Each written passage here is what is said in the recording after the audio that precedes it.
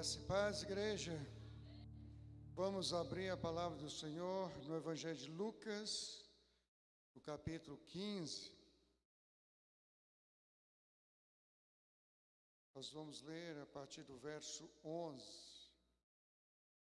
Quero tentar fazer uma contextualização breve, queridos, nesse texto, que na realidade é uma parábola.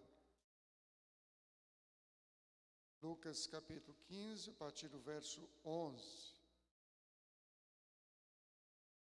E disse: um certo homem tinha 2 filhos, e o mais moço deles disse ao pai: Pai, dá-me a parte da fazenda que me pertence. E ele repartiu por eles a fazenda. E poucos dias depois, o filho mais novo, ajuntando tudo, partiu para uma terra longínqua e ali desperdiçou a sua fazenda, vivendo dissolutamente. E havendo ele gastado tudo, houve naquela terra uma grande fome, e começou a padecer necessidades. E chegou-se a um daqueles cidadãos daquela terra, o qual mandou para os seus campos a apacentar porcos, e desejava encher o seu estômago com as alfarrobas que os porcos comiam, e ninguém lhe dava nada. E caindo em si, disse: quantos trabalhadores de meu pai têm abundância de pão, e eu aqui pereço de fome. Levantar-me-ei e irei ter com meu pai, e dir-lhe-ei: Pai, pequei contra o céu e perante ti. Já não sou digno de ser chamado teu filho. Faze-me como um dos teus trabalhadores. E levantando-se foi para o seu pai. E quando ainda estava longe, viu o seu pai e se moveu de íntima compaixão. E correndo lançou-se-lhe ao pescoço e o beijou. E o filho lhe disse: Pai, pequei contra o céu e perante ti, e já não sou digno de ser chamado teu filho. Mas o pai disse aos seus servos: trazei depressa a melhor roupa e vesti-lo, e ponde-lhe um anel na mão e sandálias nos pés, e trazei o bezerro cevado e matai-o, e comamos e alegremo-nos, porque este meu filho estava morto e reviveu, tinha-se perdido e foi achado. E começaram a alegrar-se. E o seu filho mais velho estava no campo, e quando veio e chegou perto de casa, ouviu a música e as danças. E chamando um dos servos, perguntou-lhe que era aquilo. E ele lhe disse: veio teu irmão, e teu pai matou o bezerro cevado, porque o recebeu são e salvo. Mas ele se indignou e não queria entrar. E saindo o pai, instava com ele. Mas respondendo ele, disse ao pai: eis que te sirvo há tantos anos, sem nunca transgredir o teu mandamento, e nunca me deste um cabrito para alegrar-me com os meus amigos. Vindo, porém, este teu filho, que desperdiçou a tua fazenda com as meretrizes, mataste-lhe o bezerro cevado. E ele lhe disse: filho, tu sempre estás comigo, e todas as minhas coisas são tuas. Mas era justo alegrarmos-nos e regozijarmos-nos, porque este teu irmão estava morto e reviveu, tinha-se perdido e foi achado. Amém. Meus queridos, essa é uma das histórias mais conhecidas da Bíblia, tanto no meio cristão, quanto no meio secular também. E são muitas, diversas, enormes lições que esta história, essa parábola nos transmite.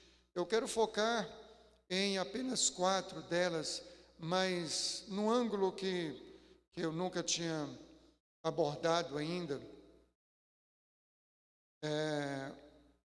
A parábola é uma exemplificação física simples de uma realidade mais importante, mais complexa.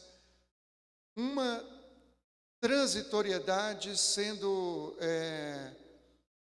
modelo, exemplo, ensinamento para coisas eternas. Ou seja, diz respeito a um fazendeiro que tinha 2 filhos e que um saiu e foi embora e depois retornou. Mas essa história, ela diz respeito, a exemplificação dela, diz respeito ao mundo espiritual. Deus é o Pai, os filhos somos nós. Os rebeldes são aqueles que abandonam, os pródigos são aqueles que se apostatam ou abandonam temporariamente. E o Pai continua sendo aquele que abraça, aquele que acolhe, aquele que perdoa, que restaura e que restitui tudo o que foi perdido. Muito bem, queridos, eu quero focar nesse filho perdido, em algumas atitudes desse filho perdido. O que se dá a entender, queridos, é que esse filho, tendo tudo que lhe era necessário para uma boa sobrevivência dentro da casa de seu pai, achando que não era bom, que não lhe era suficiente, ele não estava contente, ele não estava satisfeito, ele já estava pródigo dentro de si, perdido dentro de si. Ele resolve então aventurar com outras coisas, talvez coisas que ele nem conhecesse, mas estaria aventurando, resolveu aventurar-se. Então, óbvio que o pai não estava concordando com isso, o pai não estava satisfeito com isso, o pai não aceitaria isso jamais, se ele viesse a fazer qualquer imposição na decisão do filho. Mas qual foi a atitude do filho? Rebelar-se. Quando é que há uma rebelião? É porque ou quando existe princípios, existem normas, existem regras, existe ordem. Quando ele resolveu atropelar tudo, se rebelar contra tudo, tomar posse de uma herança fora da época, fora do tempo, porque o seu pai ainda era vivo, ele simplesmente estava se rebelando contra regras, contra princípios, contra ordens. Tipo assim, aqui em casa tem ordem, aqui em casa tem princípios, aqui em casa tem normas. Se quiser ficar aqui em casa, é desse jeito, tem normas, tem ordem aqui dentro de casa. Então, se não está contente, qualquer atitude contrária diz respeito à rebeldia, à rebelião. O que nós mais vemos hoje, queridos, na nossa sociedade? São pessoas, em especial a juventude, que não está mais contente, conformada com aquilo que se chama princípio, com aquilo que se chama ordem, com aquilo que se chama regra, com aquilo que se chama norma. Eu não quero isso, eu não concordo com isso, eu não aceito a liderança do meu pai, as normas do meu pai, as imposições do meu pai, da minha mãe. Eu não concordo com isso que acontece dentro de casa. Eu quero experimentar coisas diferentes lá fora. E se rebela com tudo aquilo que diz respeito a sistema.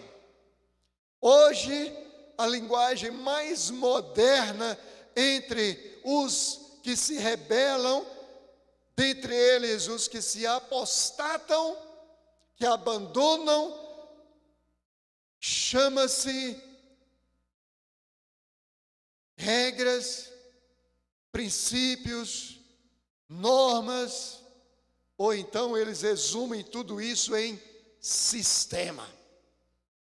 E dizem, eu vivi nesse sistema por tantos anos, 10 anos, 20 anos, graças a Deus que me libertei do sistema. Esse sistema religioso.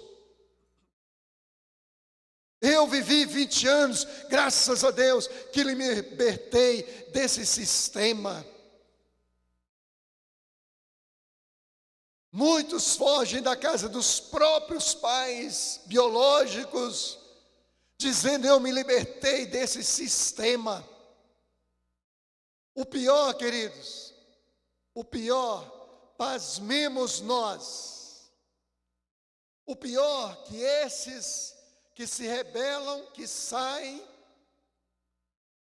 dizendo-se libertos, livres de algum sistema religioso ou de princípios da casa dos seus pais, eles estão inseridos num sistema muito mais nécio, perigoso, nocivo, até mesmo fatal, do que ele possa imaginar.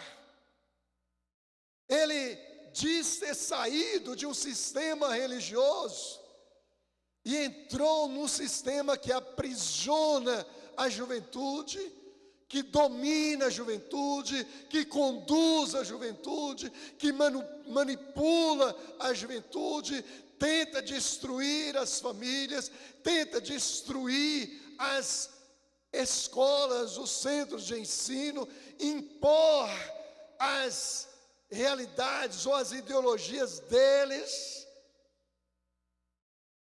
Um sistema quase que invencível, destruidor das instituições, demolidora das instituições, das estruturas,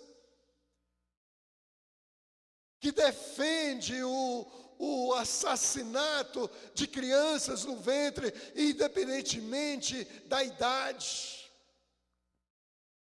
que depende a legalização dos entorpecentes que tornam a sociedade verdadeiro zumbi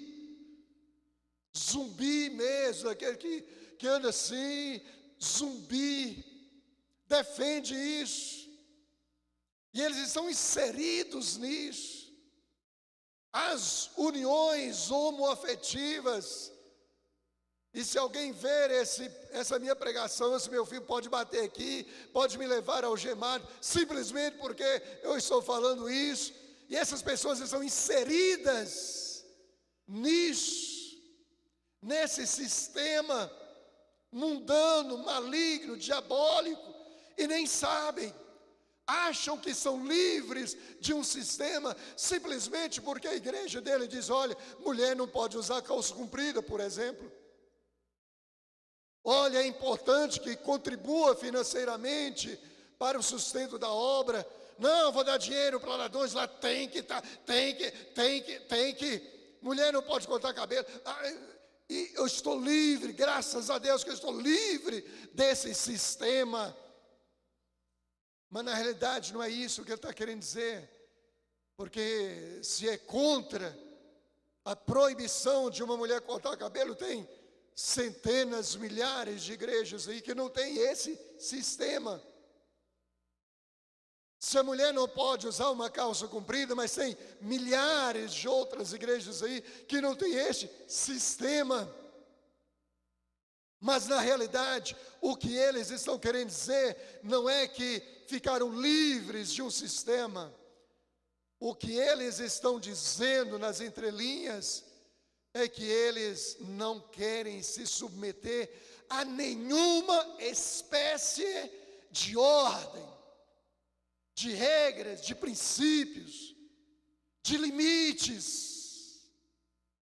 Por isso, ele lançou mão daquilo que no futuro poderia vir a ter direito e cascou fora para o mundo, para, na linguagem moderna, ser livre.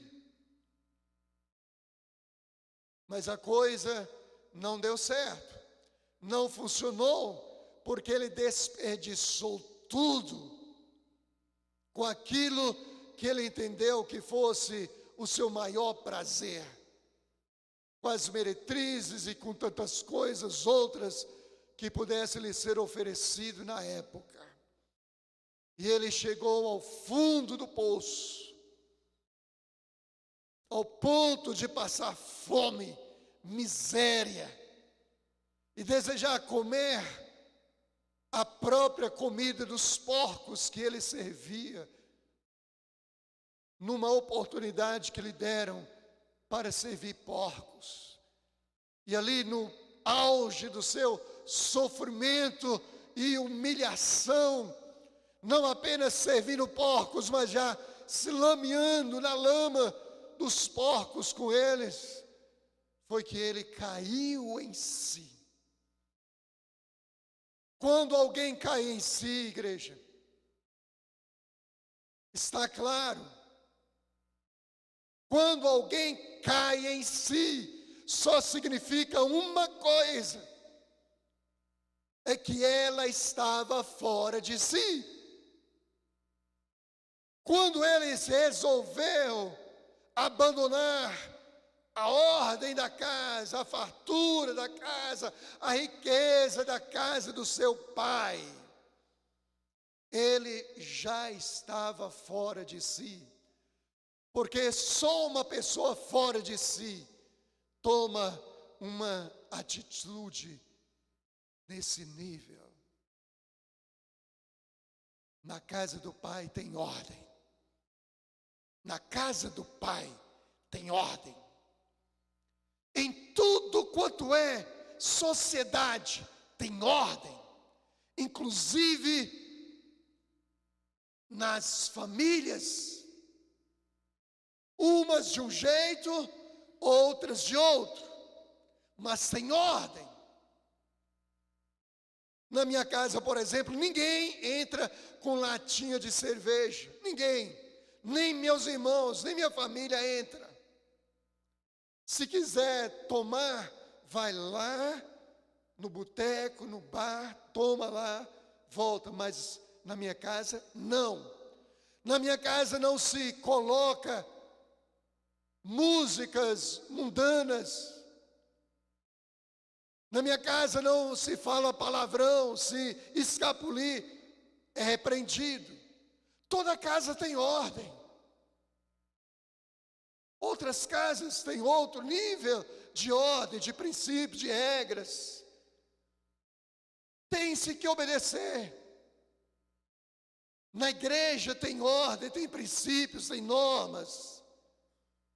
Todas elas, de maneira correta ou humanamente, equivocadamente falando, mas o princípio, pelo menos textual ou pretextual, é a Bíblia. Uns entendem, compreendem que mulher não deve usar calça comprida. Ele está entendendo isso agora.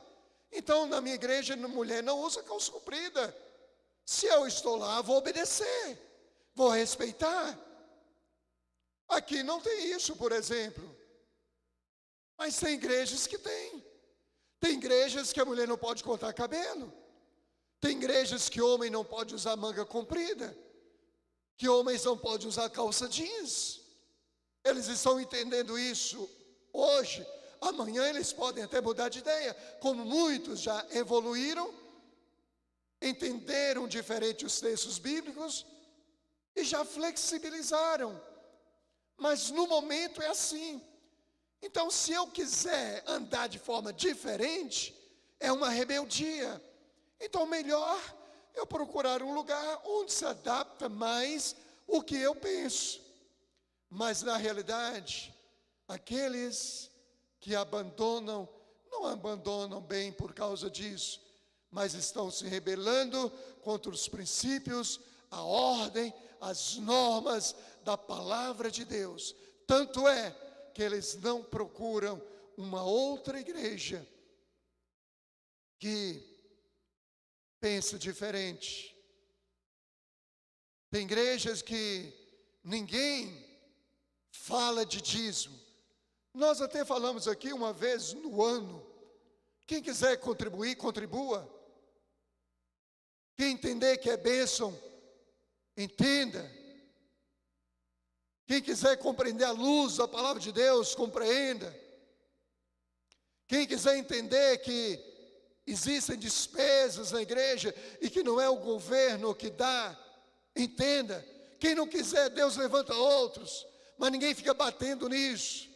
Tem outras que são mais incisivas, falam mais. Eu tenho opções, mas quando há rebeldia, eu não rebelo contra itens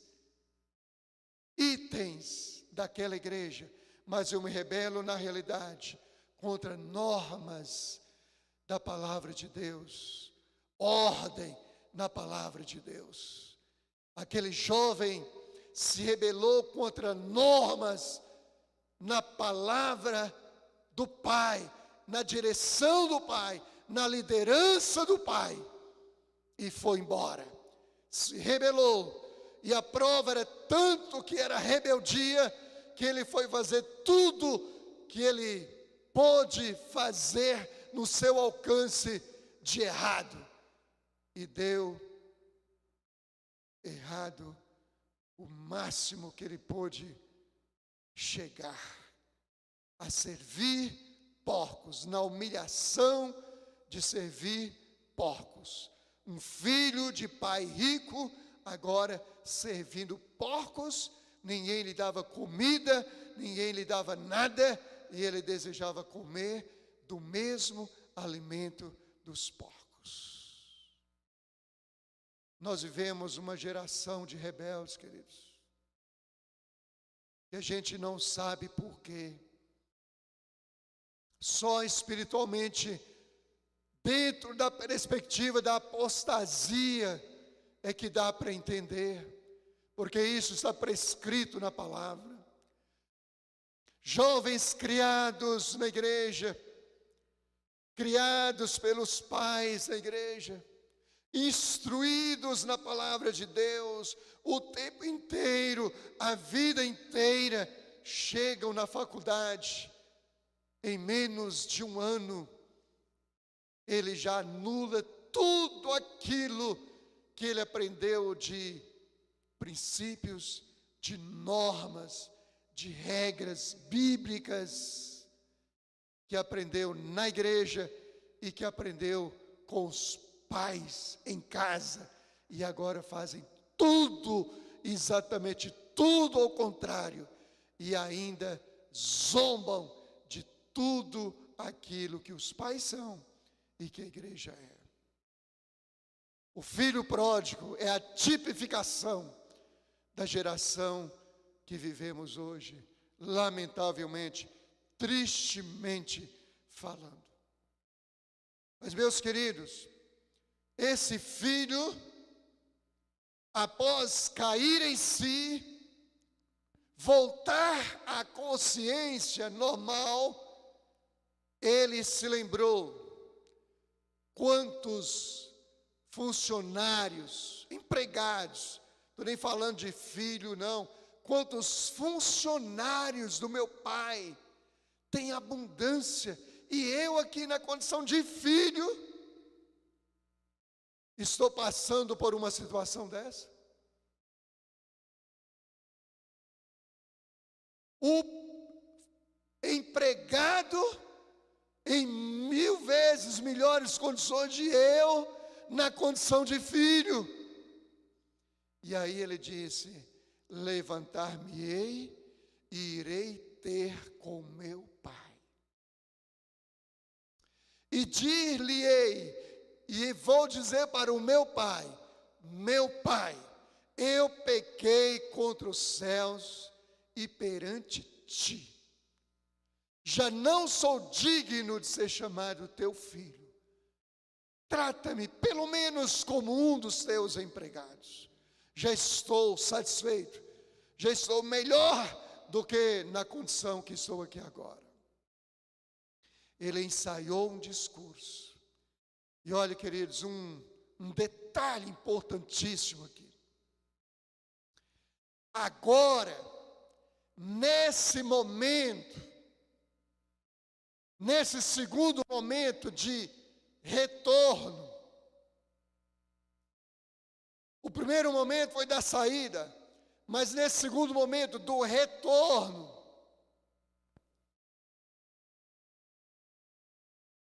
o filho estava focado na pessoa do pai.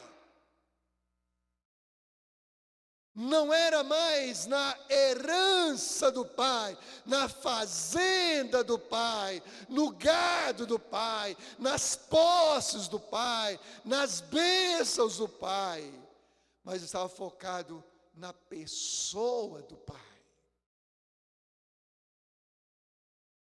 Voltar-me-ei e dir-lhe-ei: pai, olha aí, pai, pequei contra o céu e perante ti. O foco do filho agora é o pai, não é mais a fazenda do pai. Quando ele saiu, a cabeça dele estava na herança, na fazenda, no gado, nas posses do pai. Mas ele viu que isso não era nada, e agora o foco dele está na pessoa do pai. Igreja, isso é tudo. Porque normalmente quando uma pessoa se rebela e sai, é porque ela está pensando na herança do pai, no que o pai pode lhe proporcionar.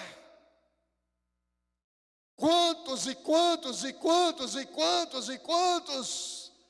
depois que abandonam a casa do pai, a igreja, as coisas de Deus, dizem: eu pensava uma coisa e é outra, porque o irmãozinho falou isso, aquilo comigo, porque o pastor fez aquilo, porque o pastor pregou só para mim, porque eu precisei, ninguém me socorreu, porque isso, ninguém me deu oportunidade, porque não sei o que. Tudo na herança do pai, tudo naquilo que o pai podia lhe proporcionar. O foco dele não era o pai, mas em tudo que o pai podia lhe proporcionar.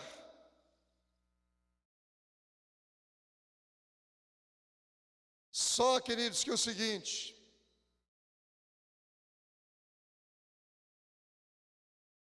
o filho voltou. O filho voltou. O filho mudou. Mas as regras não mudaram. O filho mudou e voltou mudado. Mas os princípios, as normas, as regras da casa não mudaram. Aqui é desse jeito. Não há nenhuma evidência na parábola de que o pai tivesse feito qualquer tipo de adaptação para receber o filho de volta. Não, meu filho estava insatisfeito com isso, vamos mudar. Estava insatisfeito com aquilo, vamos mudar. Estava descontente com aquele funcionário, vamos trocar ele. Estava descontente com a forma de administrar o gado, a fazenda, vamos mudar. Vamos ajeitar para que ele se sinta bem aqui. Não houve nenhuma evidência bíblica na parábola de que tivesse havido qualquer adaptação para receber o filho. Mas o que vemos hoje, queridos, não é isso. O que vemos hoje são os púlpitos se adaptando ao gosto do freguês.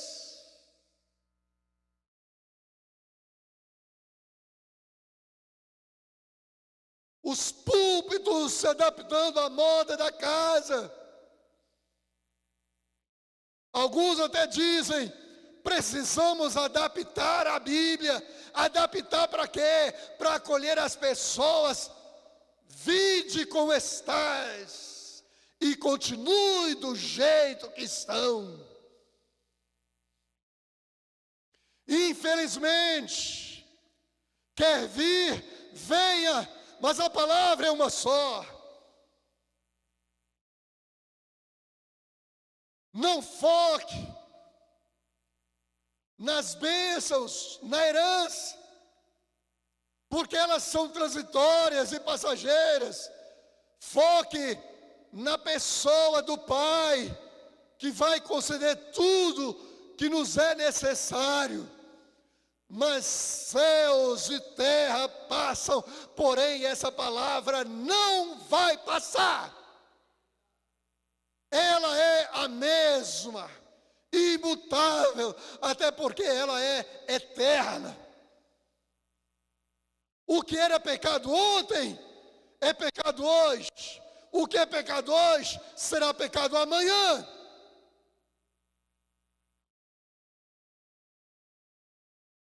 Não há adaptação, não há ajuste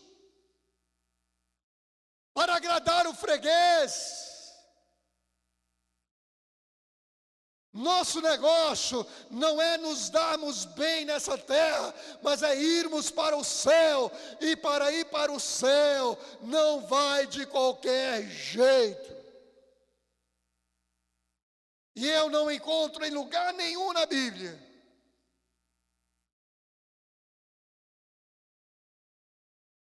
onde Deus, como pedreiro, alargou a porta do céu, continua estreita. Para entrar é estreito. Para continuar até no céu, o caminho também é estreito. Se quiser andar por ele, entrar por ele, andar por ele, amém. Se não quiser, tem um aí que é muito largo. Ninguém vai lhe incomodar. Ninguém. Pode balançar os braços do jeito que for, ninguém vai lhe incomodar. Agora, no caminho estreito, há incômodo. Quer vir? Quer voltar? Pode vir. Pode voltar, pode se chegar, mas na casa do Pai tem ordem, tem decência, tem princípios, tem normas.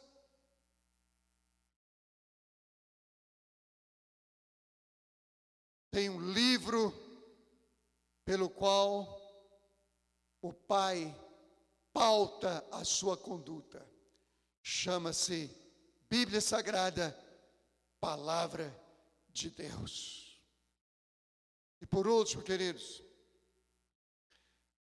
é interessante que o pai, até então, havia tido um filho perdido.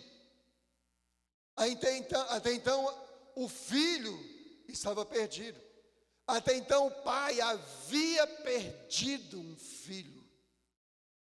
Mas interessante é que o pai não se perdeu pelo fato de ter perdido um filho. Mas, às vezes, na nossa vida diária não é assim. O jovem perde um namorado, perde também a vida, dá um pipoco no ouvido, suicida. Pula de um prédio abaixo, porque meu namorado terminou comigo, minha namorada terminou comigo. Perde o emprego, dá um tiro no ouvido. Ou entra para o mundo das drogas pelo desespero. Não pode perder nada. Não pode nem sequer levar um não. Do pai, da mãe. Pai, deixa eu ir para uma festa, não pode. Bem. Pedir a festa, pay. Pedir o namorado, pay. Pedir o emprego, pay. Desisto de viver. Perco uma coisa e perco a vida também. Outros não se suicidam, mas entram num estado de desestímulo tão forte que chega ao grau da depressão e perde a vida, perde os sonhos, perde alvos, perde os objetivos, perde a vida. Se torna um cadáver ambulante. Meus queridos, esse homem, esse pai, ele não perdeu o norte, porque perdeu o filho. A vida continuou para ele. Certamente, como bom empreendedor, se era rico, era um empreendedor, certamente recuperou rápido o prejuízo que o filho deu. A vida continuou. Saudade do filho? Normal. Está dentro da realidade humana. Mas a vida não acabou. Vamos tocar. Vamos continuar. E por que, queridos, que às vezes ou nós não devemos perder a vida porque perdemos alguma coisa? Porque não podemos nos perder porque perdemos alguma coisa? É porque, queridos, às vezes, aquilo que hoje eu tenho por perda, amanhã eu posso ter por restituição e festa. Nesse mesmo contexto, uma mulher que havia perdido uma dracma, um dinheiro, ao achar, promoveu uma festa para comemorar. Aquele que havia perdido uma ovelha, ao recuperar, também promoveu uma festa. Não foi diferente com esse pai. Ao receber o seu filho de volta, promoveu também uma festa. Aquilo que para nós hoje parece uma perda, amanhã pode se transformar numa festa. Fique em pé, igreja, em nome de Jesus. O que é que você já perdeu? Perdeu pai, perdeu mãe, perdeu filho, perdeu amigo, perdeu dinheiro, perdeu um outro bem. Meu querido, minha querida, deixa eu te dizer uma coisa. Amanhã você pode recuperar tudo isso e muito mais em festa. Acredite nisso. com o pai, com a mãe, com os amigos, com os irmãos em Cristo. Financeiramente, economicamente, socialmente, espiritualmente, ministerialmente, em todas as áreas. Então não deixe que a sua perda hoje faça você se perder. Queridos, eu já tive supostos motivos para ter pendurado a minha chuteira ministerial desde o meu primeiro ano de ministério. Motivos, humanamente falando, justos. Mas o que me chamara para o ministério não foi homem, e não foi ninguém daqueles que me fizeram perder alguma coisa.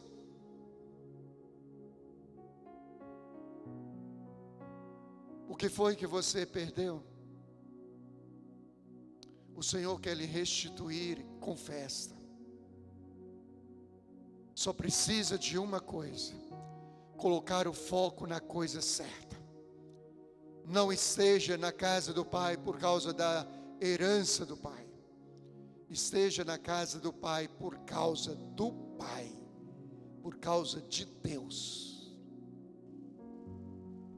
por causa dEle. Levantar-me-ei, irei dizer para o meu Pai: Pai, é o Pai, o foco é o Pai. Pequei contra o céu perante Ti, meu Pai.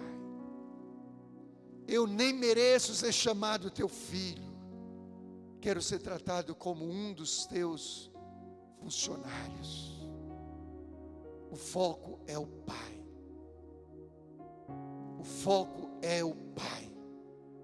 Se você focar em mim, você vai ver muitos defeitos. Se focar no irmão, vai ver muitos defeitos. Mas se focar no filho, também vai ver. Na esposa, também vai ver. No marido, também vai ver. Em qualquer da liderança, também vai ver um monte de defeitos. Mas se sair, vai ver muito mais ainda. Muito mais ainda. Foque na pessoa certa. Coloque os olhos na pessoa certa. Eleva os meus olhos para os montes, de onde me virá o socorro? O meu socorro vem do Senhor, que fez os céus e a terra. Meu querido, bem rapidinho, em nome de Jesus, se você está precisando de uma oração, seja para você ou por alguém da sua família, da sua casa, ou alguém que você queira representar, bem rapidinho, vem aqui à frente. Eu quero fazer uma oração por você. Que os intercessores nos ajudem nesse momento também.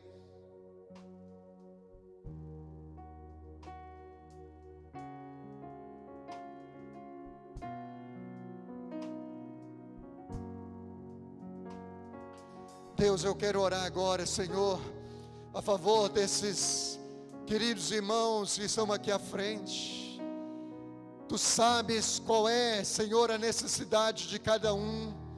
Tu sabes se algum perdeu alguma coisa, ou se alguém que eles estão representando aqui perdeu alguma coisa, ou ele mesmo está perdido como filho pródigo, perdido no mundo da dissolução e do pecado, na miséria, servindo porcos e rolando na lama dos porcos. Tu sabes, Senhor, por isso eu oro agora em nome de Jesus a favor dessas coisas, em nome de Jesus. Deus, faça essa obra, Senhor. A igreja ore, a igreja ore. Deus, em nome de Jesus, faça um milagre, Senhor, milagre da restituição da vida, Senhor. de tudo aquilo que perdera. Tenha misericórdia, Senhor. Há muito sofrimento, há muita luta, há muito desespero. Tenha misericórdia, meu Pai. Tenha misericórdia, meu Deus. Restitua saúde, restitua família, restitua ministério,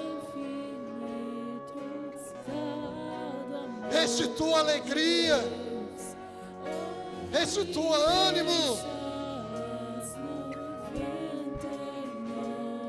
Promova, Senhor, uma festa de restituição para os seus filhos, Senhor.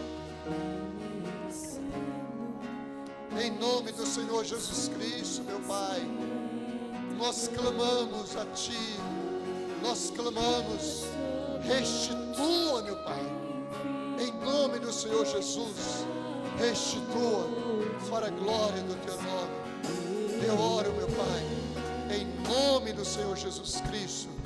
Aleluia. Amém. Amém.